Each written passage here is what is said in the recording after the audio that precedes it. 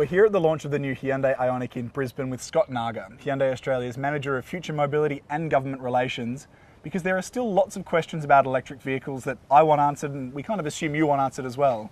Scott, to start with, how long does it take to charge on one of these? Yeah, what we've got behind us is a tritium charger that's built here in Queensland. It's a 50 kilowatt charger, and we can charge a vehicle in about 30 minutes. Right. So it's a nice quick charge. If you're driving 2 hours, stop, have a break, charge your car up and keep going. And that's up to 80%. And with a full battery, how far are you going in the Ioniq? Real well, it's air conditioner on, you've got the family in the car and driving, 230 kilometres. So obviously people aren't going to be able to charge on one of these every single time. Yeah. If I'm plugged in at home, how long is it going to take me? Yeah, if you're plugged in with the charger at home, it's going to take just over 4 hours. And we do have an emergency charger in the car, so if you need to plug into a power point at your friend's house, your dad's house, or out in public somewhere, because you've miscalculated how far you're travelling, yep. It'll take about 11 hours if it's dead flat. Right. Again, we don't intend people to drive to the car dead flat, then think about charging.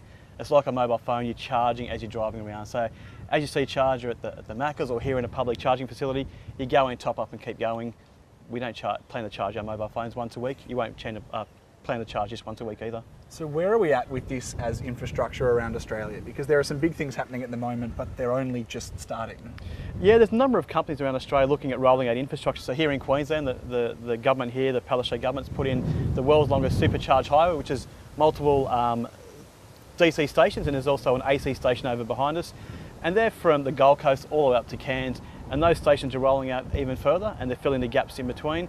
We're starting to see that happen around Australia with different programs, so Charge Fox, Fast Cities. There's a number of different companies looking to roll out infrastructure, which is great. It means we get more cars on the ground, we can get more people driving the cars and travelling the country in zero emission vehicles. So the Ioniq, how much power is it making and how big is that battery?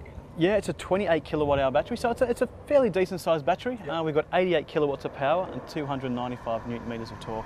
Okay, and normal driving, regenerative braking, it's a question I've always had. How much energy can you actually pull back in? Yeah, you can actually put a whole lot of energy back into the vehicle. I know some of our testing during the planning for this vehicle, driving in and around Sydney and around the mountains, if you actually coast and think about what you're doing, I mean the car's got an auto button where it'll think about it for you, but if you want to work hard and try and get as much as you can, I've been coasting down some moderate hills and got over 5k of range back into the battery just by thinking about what I'm doing.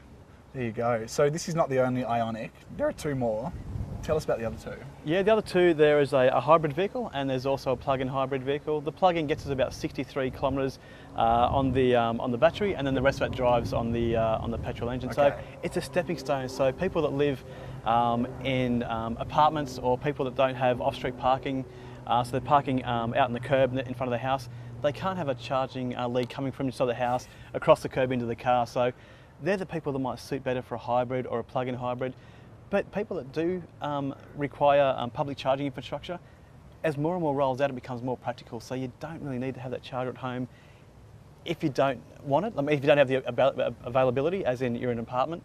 But it is really convenient to have a charger at home. And these cars will actually program themselves to use off-peak. So a couple of touches of the dash, you can say start charging at 1 o'clock in the morning where I'm paying 15 cents a kilowatt hour instead of 30. So the cars are really smart. It'll help you save money. So you work for Hyundai and we're here at a Hyundai event, but you're pretty passionate about this stuff just in general. Yeah. What are you hoping electric vehicles will eventually do for Australia? It'll wean us off imported fuel and pollution. So we import 92% of our fuel from overseas. That fuel we're getting is not the best fuel in the world, and we do have pollution that comes out of our vehicles. So if we can move towards an environment where we've got low and zero emission vehicles on the road, hybrids, plug-in hybrids, and EVs, we can lower the pollution here, we can lower the incidence of asthma and all the other airborne lung diseases, and try and start to transition to what Europe and North America are already doing. We're not leading here, we're doing a pretty poor job of catching up to the rest of the world as time of the stage starts to transition. So we can't tell you how this car drives until Friday the 7th of December. In the meantime though, we've got pricing information on caradvice.com. Make sure you head there and check it out. Thanks very much, Scott. Thank you, have a good day. You too.